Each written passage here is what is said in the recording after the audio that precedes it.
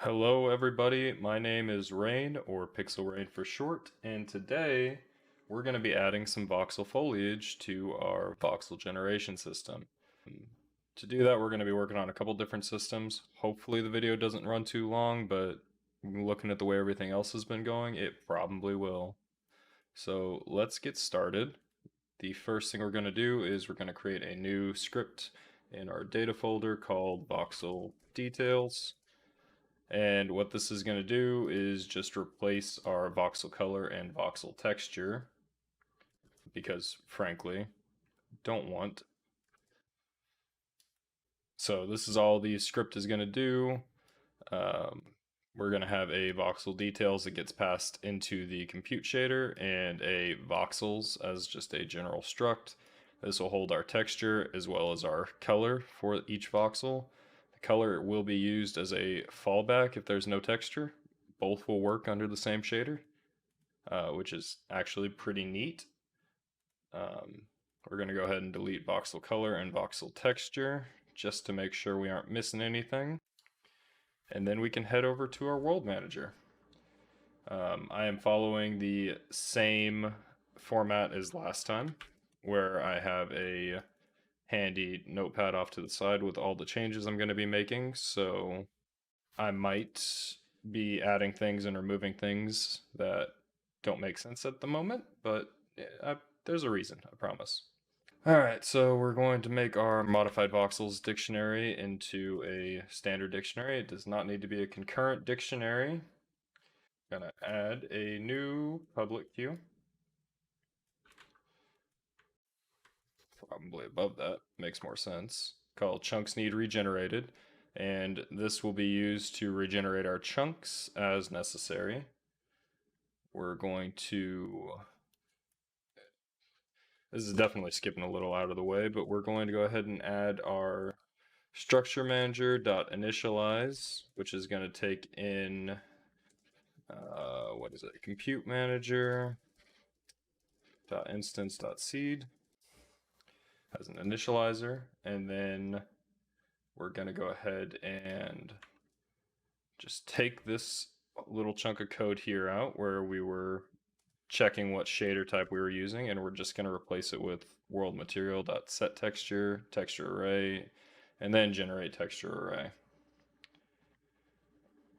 And then we're going to go ahead and scroll down to our update function where we're going to add another for loop section. And in that section, it'll handle all the chunks being regenerated as they're queued up. It's pretty simple. It just goes through the queue. If it's an active chunk and the chunk state, which we'll be adding when we get there, is idle, then we'll go ahead and start the generation process. If not, we'll just move it to the back of the pack. Moving on down, we are going to get rid of all instances where we set our chunk objects to inactive or set active false, because we don't want to bother doing that. It takes a little bit of time, and we're, for the most part, trying to optimize this as much as we can. So we're going to head on down again to position to chunk board, and we're going to move this right here below our generate texture array. And our generate texture array, I'm just going to replace the entire method as opposed to doing it line by line, and we'll go quickly through it. Voxel details. Let me rename my world voxels to voxel details up here. What we're doing is we're iterating over our voxel details array. If we haven't already initialized our 2D texture array and the voxel we're looking at has a texture, then we want to go ahead and create the texture 2D array and base it off of the details in that first texture. Then we'll go ahead and copy the texture into it, and we'll continue that for each voxel that has a texture. It'll also maintain the index, which is important because when we want to fall back to color, it'll give us a white texture in the place of that index slot if there's no texture assigned to that color. And now we're going to get into some convoluted code that is certainly not efficient, but I'm also not going to walk too closely through it because it is a bit of a mess. So this is the code that lets us place a voxel at, say, position 16 or later, or voxel position 1, and have it also be copied into the chunk neighbors data so that they can each have the data necessary to create the seams correctly. So we've got a overage function here that just does the math to convert each access from either being an overage or an underage to the correct position within the next chunk. Then we have a ridiculous amount of branching here where we check the positions X and Z to see whether it's over, under, or within the chunk. And for each neighbor, we convert that position into a local position for the chunk, add it to our modified voxels dictionary, and then if the chunk is active, we go ahead and enqueue it to be regenerated, because now that it's got that new data, we want to regenerate it. Feel free to walk through this yourself. It's messy. In fact, you can probably find a much better way to do this. If you do, let me know. You can even do a PR over on my GitHub.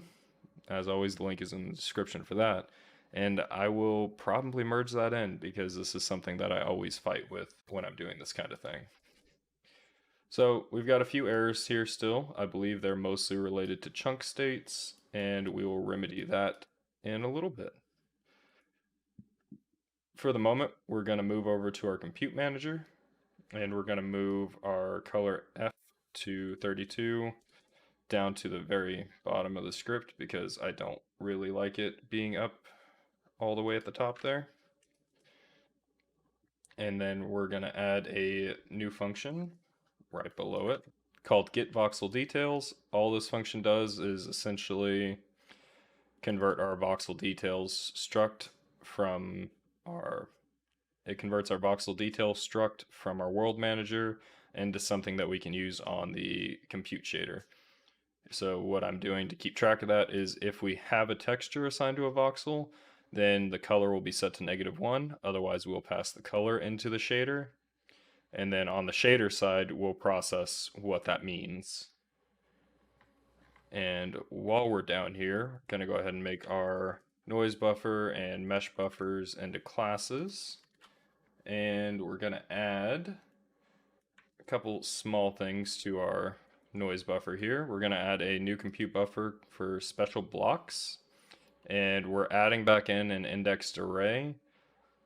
This is so that we can actually manipulate the chunk data on the CPU side, and the special blocks buffer is used when we essentially seed the location for our voxel foliage, which we do process on the CPU. So we don't have to go through the entire noise array to figure out where we're supposed to put a tree.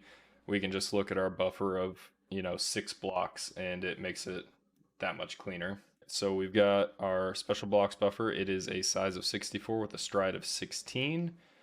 They are used as vector 4s because I have the position, and then the W component is used to identify what kind of voxel it's supposed to be. I also replaced count buffer here because we're increasing the size to 2, and we're changing the type to raw because I don't actually use the counters at all.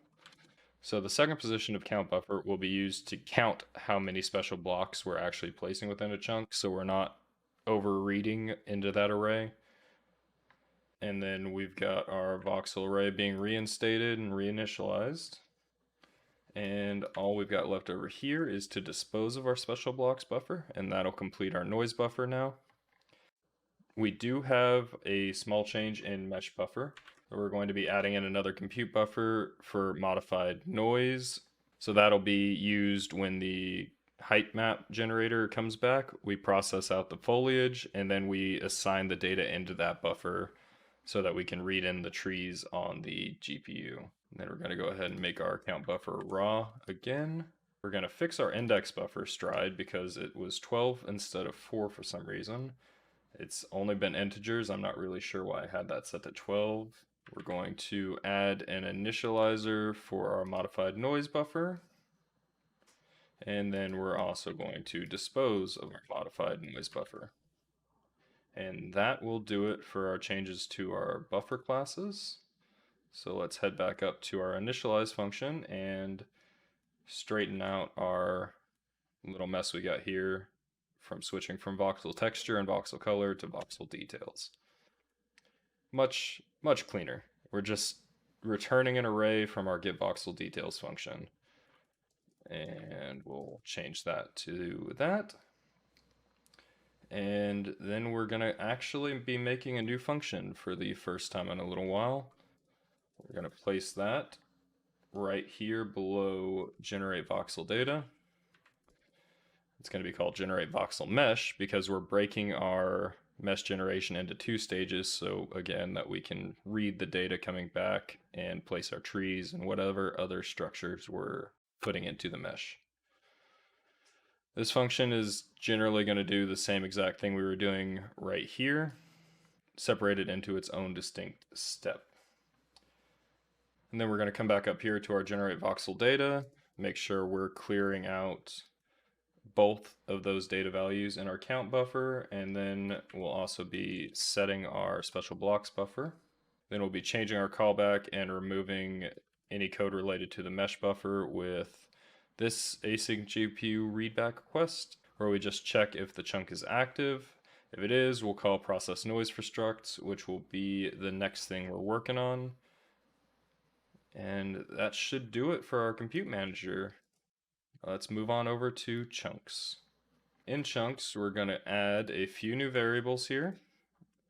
For the chunk state management, we have a boolean for process local mods. This is just to make sure we're not throwing our chunk into a loop and constantly iterating over the modified voxels every time it gets regenerated.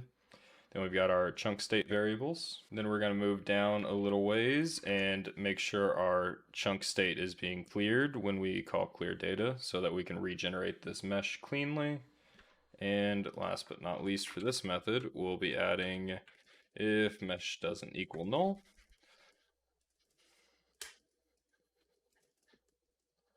So that we aren't calling mesh.clear or destroy mesh on an object that doesn't exist. And then we get to add a whole new function, which will be process noise for structs, that function we saw being called from compute manager. So we'll briefly walk through this. What we do is we get our noise data from our compute shader. We get our counts into the special block count array. And then we get our seed blocks based on the count we have in that second position of our counter. And then we make sure we have a dictionary entry created for this chunk position for modified voxels. And then if we don't, we want to go ahead and regen the chunk. If not, we're probably going to be running it anyway if we haven't processed our local mods, like right here. All we do is for each special block that we have counted is iterate over that seed block in the array, take the W and switch it and spawn either a rock, tree, or a bush at whatever position is in the X, Y, and Z of that array entry. Then we mark process local mods as true so we don't reiterate this process. Then we process each of the new values added to our modified voxels and world manager, which is where this gets placed at, and add it back into the noise buffer array. Reset our chunk state and set our generation state to generating. And then we get our mesh buffer, assign our new voxel array that we just modified to that modified noise buffer, and we kick off that process. Then we're going to move on down to upload mesh, and we're just going to clean this up a little bit, add a little bit of spacing here and there. And then we will be changing our mesh equals new mesh to if mesh equals null, then we make a new one. If not, we clear it. And then we're going to move mesh.optimize out of the code. It adds like 50 milliseconds, or not 50. It adds like half a millisecond to each run. And when you're generating a bunch of chunks each frame, it adds up a little bit, and frankly doesn't make that big of a difference when each chunk only has 1,000 vertices. And then we are going to set our upload mesh data to false because we will be modifying the mesh if we have a structure that's placed into our chunk. Then we're going to remove the code that sets the game object active in hierarchy. It's not used anymore. Then we'll head on down to dispose, where we'll add our if mesh doesn't equal null check, just to make sure.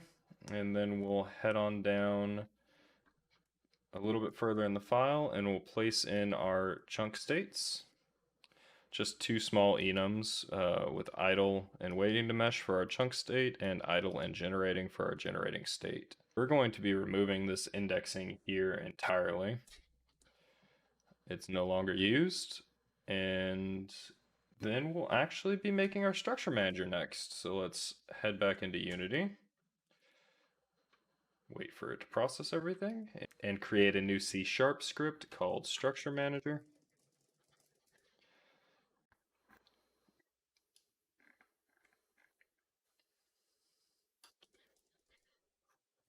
And this will be our structure manager class. We use a system.random that we initialize to a seed when initialize random is called. Let me actually go fix that in world manager. I know I called the wrong function. And then we've got a few functions in here. We've got a sign depth function for finding a sphere. I use this for the trees just so they have that almost rounded look. And then we have our actual spawn functions. They're pretty simplistic. So for a tree, we get a random for its height, the leaf width, and then the leaf height. And then we set our trunk positions here. We move our quote unquote center up for our sphere function to the top of the trunk plus half of the leaf height. And then we iterate over all the positions within our max height and max width for our leaves. And if it's within the sphere, which is what this call does here, we'll set the voxel to leaves. Then we've got a spawn bush function that is even more simple. We don't do any kind of procedural operations here. It's just a small bush. Actually, just notice this was written wrong here. We are going to make this do that so that if for some reason the bush base is on the border of a chunk, it gets set correctly.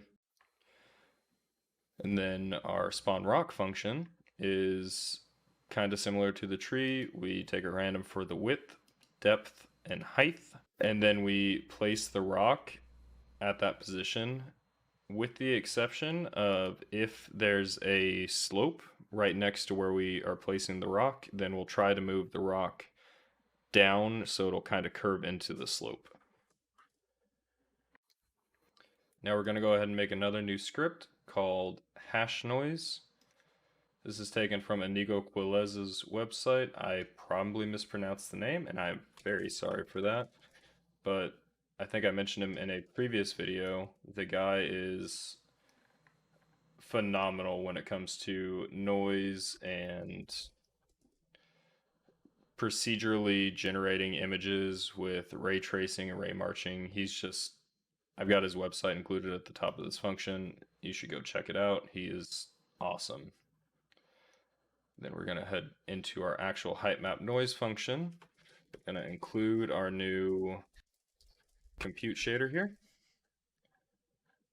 And then we're going to remove our heightened noise struct because I decided I'd rather use outs than have a struct that's essentially meaningless. We're going to go ahead and add our special blocks buffer as a read-write structured buffer of type float4. And then our sample height at point is going to get replaced. It's not really changing that much, but it will now be a bool with a float2 coming in and the terrain height and noise index going back out. And we return true just because I use it in the middle of an if statement. So if it were just a void function, I don't believe I'd be able to do that.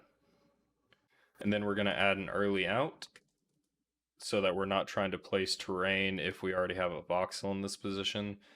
This is very seldomly going to happen, but you know, better safe than sorry. Then we'll replace our noise function here with an uninitialized uint for terrain height and noise index, which will be returned by sample height at point via the out. And then we'll set our noise layer. And then we're just going to add our actual foliage selection here. And this is what our foliage selection is. If our current ID position is at our terrain height, and the Vox ID doesn't equal 0, so this is solid land, and we're not at height of 240 because frankly trees don't grow at 240, but they really like to if that code's not in there. Then we have a boolean for place foliage, and this just does a simple check that if our noise value is over 0.99, then it'll return true. If not, we aren't going to try to place any foliage here. If it's true though, then we want to generate a type of by using our hash noise function here, multiplying it by 75 to get a decent range. And then we'll initialize our foliage ID depending on if it's under 30, it'll be a bush, I believe. If it's less than 45, from that, it will be a tree. And in this tree selection, I do a check on all the noise within a -1 to 1, so a 2-block radius, and make sure it's flat. If it's not, then we're not going to spawn a tree. These trees don't like spawning on sides of mountains. I'd rather them be on nice flat ground where they look more natural. So if we can spawn a tree according to this little for loop, then we'll set the foliage ID to 244. And then if our type is greater than 45 and less than 75, then it'll be a rock replacing. And then we increment our counter buffer in that first position of the array and assign it to our special blocks buffer. Then we're going to head into our voxel computes. We're going to replace our voxel color 32 with voxel details. And we're going to remove this secondary pack floats function. I don't use it anywhere, and I can be not lazy for a minute and just do x.x and x.y or whatever to call this function. And then we're going to move on down to the bottom of our contour method here, and we're going to make our normal a normalized value just to be safe. It's not really changing much there. And then we'll be changing our color value to this lengthy boy here, where we have a ternary operator that checks if we're using textures, which can just flat out be disabled for color only. And if the voxel at this block index is -1, so if we're using textures and this voxel has a texture, then we'll just assign our color.r value to be the block ID -1. Otherwise, we'll assign it to be our voxel color's block color. Then we'll remove our increment counter here because I did away with them. And then we're going to head back into our scene here. We've got an error because I can't open hash noise because I didn't add it into the noise directory. And that cleared out the rest of the errors. We're going to go ahead and reinitialize our voxel details, which will be an array of length 5.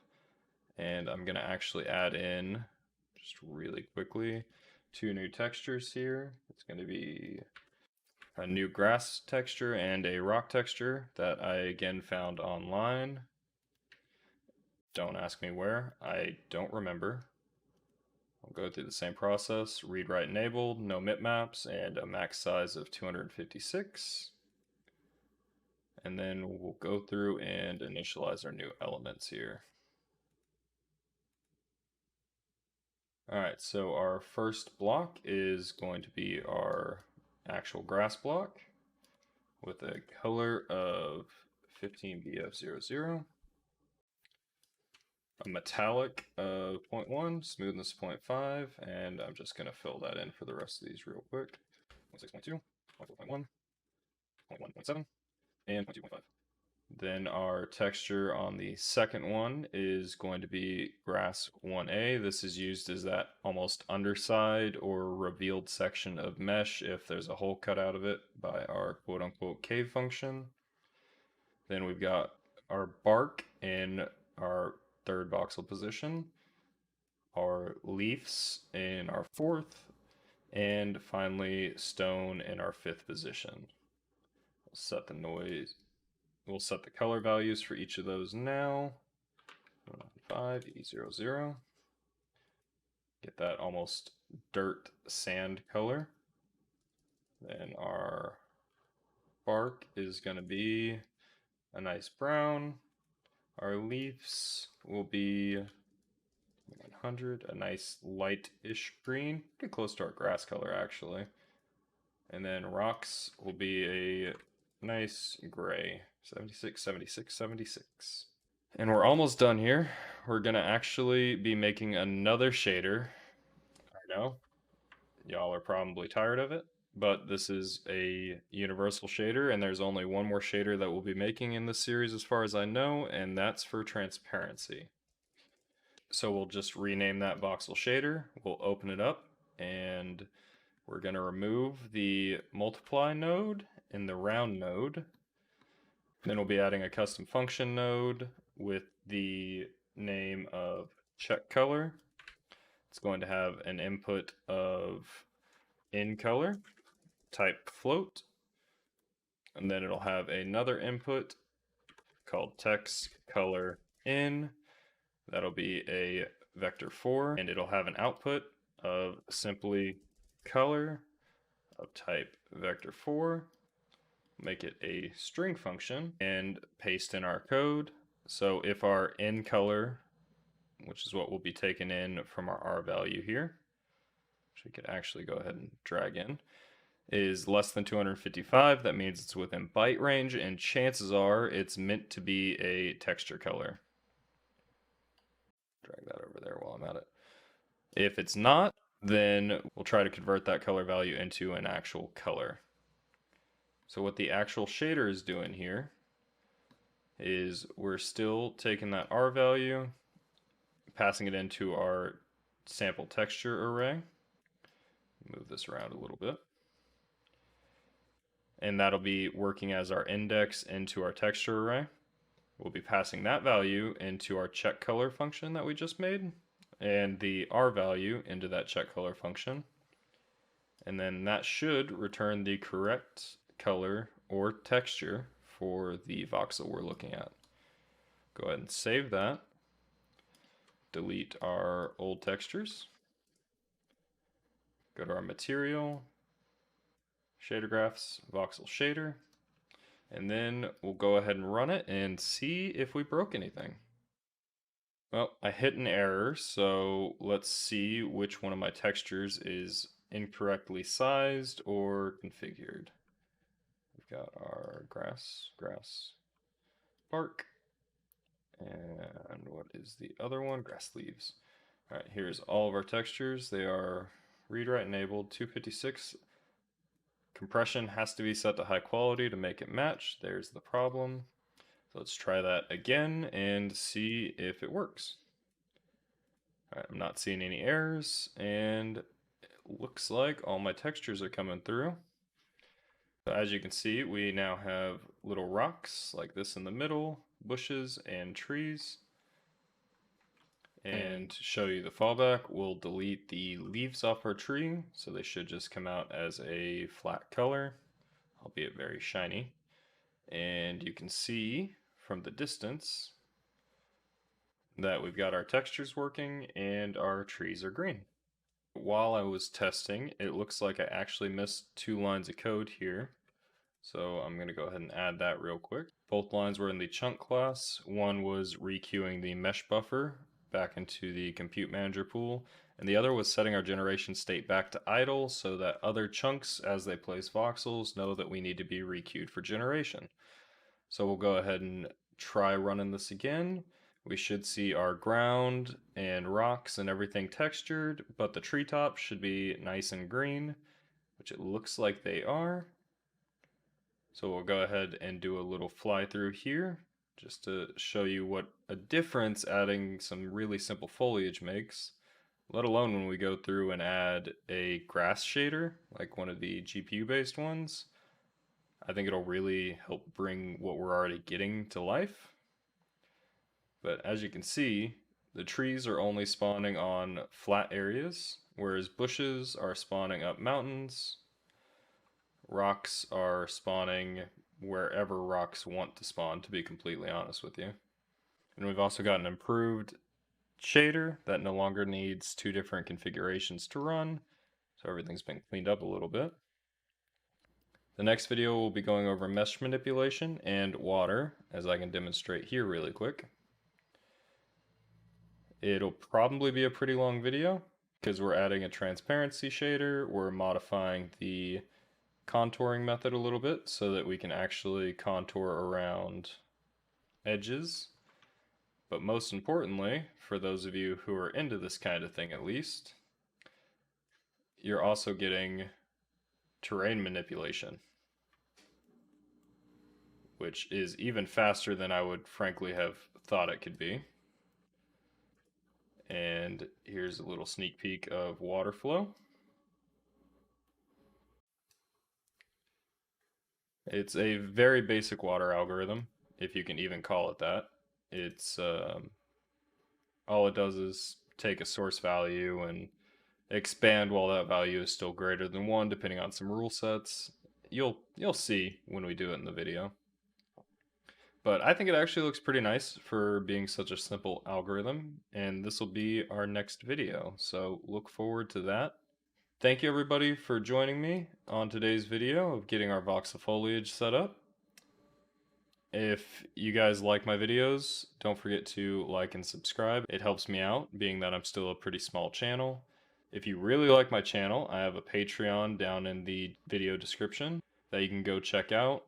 On that, there's a couple different tiers. Some of them are access to videos early. Some of them are source code access as I'm writing it, so even though the video won't be out for another week, you would already be able to mess around with water, tell me what I broke, what works, what doesn't. And then there's also a Discord link in my video description as well. You can come hang out with us over there, ask questions, show off your projects, look for advice from other people. And that's all I've got for you today, guys. So I will see you next week.